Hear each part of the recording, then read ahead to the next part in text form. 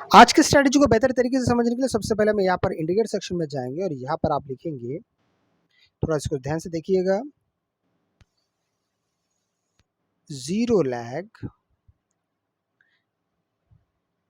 Trend signals by Algo Alpha. यहाँ पर आप थोड़ा ध्यान से देखेंगे, zero lag trend signals by Algo Alpha. ठीक है, चलिए इसको हमने यहाँ पे सिलेक्ट कर लिया है। अब यहाँ पर आपको एक टेबल दिखाई दे रहा है। सबसे पहले मैं इसके बारे में बात कर लेता हूँ। 5 minutes, 50 minutes, 60 minutes, 240 and 1 day. और इसी के सामने इसके ट्रेंड दिखाई दे रहे हैं कि कौन कौन सा ट्रेंड में है, कौन सा टाइम फ्रेम कौन से ट्रेंड में है। जैसे 5 मिनट में बेयरिश दिखाई दे रहा है इस इंडिकेटर के हिसाब से, 15 मिनट में मार्केट बेयरिश दिखाई दे रहा है उसी तरीके से।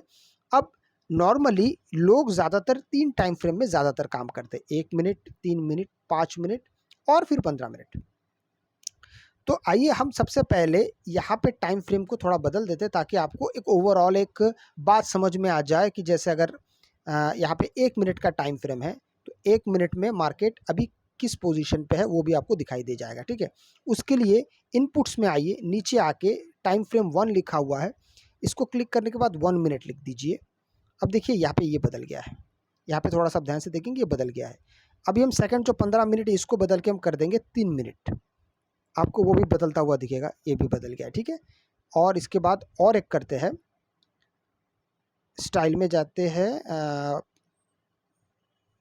5 मिनट कर देते हैं क्योंकि बहुत सारे लोग 5 मिनट भी ट्रेड करते हैं, और चौथा वाला 15 मिनट कर देंगे बस। तो ये 4 टाइम फ्रेम हमने लगा दिया है। यहाँ पे तीनों के तीनों बेयरिश दिखाई दे रहे थे और सिर्फ 15 मिनट बुलिश दिखाई दे रहा है। चलिए अब थोड़ी देर के लिए मैं इसको यहाँ से हटा दे, टेबल को हटा देता हूँ। अगर आपको चाहिए आप इसको रख सकते हैं, फिलहाल स्ट्रेटेजी को समझाने के लिए मैं इसको यहाँ से हटा रहा हूँ। अब यहाँ पे आप एक बात और थोड़ा सा गौर कर रहे होंगे, और वो ये है कि ये ऊपर तो जा रहा है, बीच में थोड़ी थोड़ी देर पे ये ब्रेक भी हो रहा है, रेड कलर भी दिखाई दे रहा है। तो आप कैसे समझेंगे कि मार्केट में हम कब एंटर करें और कब नहीं? इसके लिए भी और एक इंडिकेटर का हमको इस्तेमाल करने की आवश्यकता पड़ेगी, और उस इंडिकेटर का नाम है मीन। देखिए आपने यहाँ पे लिख दिया है मीन, माफ कीजिएगा, रिवर्शन चैनल। आप यहाँ पर थोड़ा देखेंगे, मीन रिवर्शन चैनल। ठीक है, इसको आप अपने चार्ट पे लगा लीजिए। अब लगाने के बाद अब देखिए इसको थोड़ा सा मैं करंट मार्केट सिचुएशन पे अगर मैं लेके आता हूँ, जैसे कि आप यहाँ पे थोड़ा सा ध्यान देंगे, हम यहाँ पे कब एंट्री करेंगे कब एग्जिट करेंगे एक एक करके मैं आपको सारा चीज़ बताने का मैं अभी कोशिश करूँगा। सबसे पहले देखिए, जब मार्केट आपको इस तरीके से यहाँ पे 2 सेक्शन आपको दिखाई दे रहा है, किसके? मीन रिवर्शन के। मीन रिवर्शन के 2 हिस्से हैं, पहला हिस्सा ये वाला, दूसरा हिस्सा ये वाला। ठीक है, ये वाला क्या है? ये है ओवरबॉट, नीचे वाला क्या है? ओवरसोल्ड। ये 2 हिस्से हैं। अब मार्केट जब इस पे आएगा, जैसे कि यहाँ पे आया है, ओवरसोल्ड पे आया है, मतलब ये कि सपोर्ट के पास, ओवरसोल्ड का मतलब होता है सपोर्ट। तो सपोर्ट के पास जैसे ही आता है तो यहाँ से हम इंतज़ार करेंगे कि हमको इस प्रकार का ग्रीन सिग्नल मिले और वहाँ से फिर मार्केट आपको ऊपर की तरफ लेके जाए प्राइस एक्शन के साथ।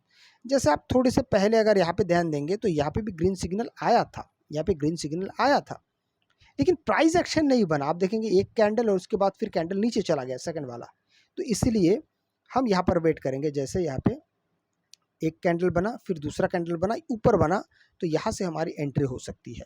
ठीक है, लेकिन हम यहाँ पे रेड में एंटर नहीं करेंगे क्योंकि हम अभी सपोर्ट पे है। तो सपोर्ट पे जाके हम कभी भी पुट साइड नहीं जाते हैं, जब हम ऊपर रेजिस्टेंस के पास जाएंगे तभी हम पुट साइड जाएंगे। चलिए अब देखिए, यहाँ से मार्केट थोड़ा सा ऊपर जाता है, यहाँ से आप देखेंगे ऊपर ऊपर ऊपर गया है, और धीरे धीरे धीरे फिर मार्केट थोड़ा सा बाद में नीचे भी आता है और वापस एकदम ऊपर चला जाता है, थोड़ा सा पुल बैक लेके। चलिए ये तो हो गया हमारा कॉल साइड की तरफ। अब इसी चीज़ को पुट साइड की तरफ ज़रा देखिए। यहाँ पे अगर आप पुट साइड की तरफ देखते हैं तो मान लीजिए आप यहाँ पे एक ट्रेड में एंटर करते हैं, मार्केट थोड़ा नीचे आता है लेकिन बाद में यहाँ से वापस उल्टी दिशा में जाता है, तो यहाँ पे आपका स्टॉप लॉस हिट हो गया।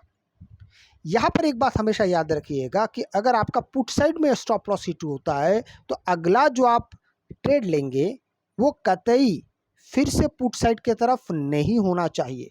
ऐसा क्यों? ऐसा इसलिए क्योंकि मान लीजिए आपने फिर से पुट साइड की तरफ लिया, हो सकता है मार्केट और ऊपर जाए, इसलिए नेक्स्ट जो आपका ट्रेड होगा वो कॉल साइड की तरफ होना चाहिए। तो कॉल साइड आपका कहाँ पे आएगा?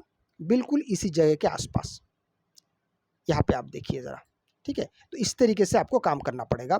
लेकिन हाँ,